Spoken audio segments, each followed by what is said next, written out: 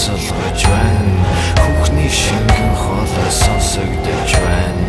Хүүхдийн гүйх чимээ шал донсолгож байна. Байшингийн хэн нэгэн ирсэн бололтой. Байшингийн шинэ эзэн ирсэн бололтой.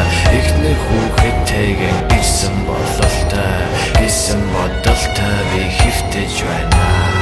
Я түүний хаяг Улаанбаатарын хамгийн өндөр байшин далан давхар хивсэн дагуурн тамийн хаалга би онголгохыг хүлэн шалан дотор бэртэ үтэн цагт ч муу юм болж бэртэ хүний гарт тустай хүрийг олж болохгүй зүйл хийсэн гэр бүлийг шалган хөргөж дотор байсан цустай нүрийг олж гал буруутыг бүчиж авчээ чөтгөр нуранган дээр бүчиж гарчээ ядуугийн зовлонгийн гэр бүлийг соглон адгуус шиг аран шин бүрхэж авчээ хүлэн чимээ надад сонсогдож байна.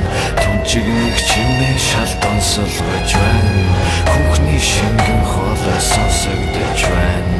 Хүүхдийн гүйх чимээ шал донсолгож байна. Байшинд минь хэн нэгэн ирсэн бололтой. Байшингийн шинэ эзэн ирсэн бололтой. Эхнэр хүүхэдтэйгэн ирсэн бололтой. Гэсэн бодолтой би хэвтэж байна.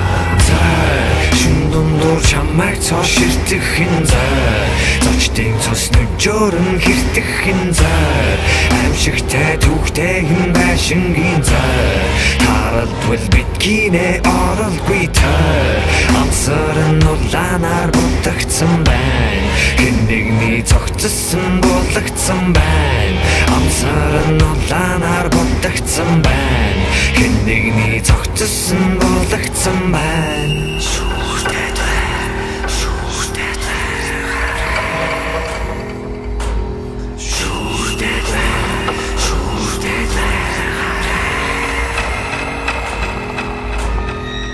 Сүндэшээ шорон гос минь чөлөөл Амгүй болох бусдыг гам төлөөл Сүндэшээ шорон гос минь чөлөөл Амгүй болох бусдыг гам төлөөл Зай шин дундуур чамайг цоо ширтэх хин зай зочдын цус нүжөөрн хэртэх хин зай аимшигтай түүхтэй хин байшингийн зай тарадвал биткинэ оролгүй тай амсарн улаанаар бутагдсан байна хэн нэгний цогцсон болгоцсон байна амсарн улаанаар бутагдсан байна хэн нэгний цогцсон болгоцсон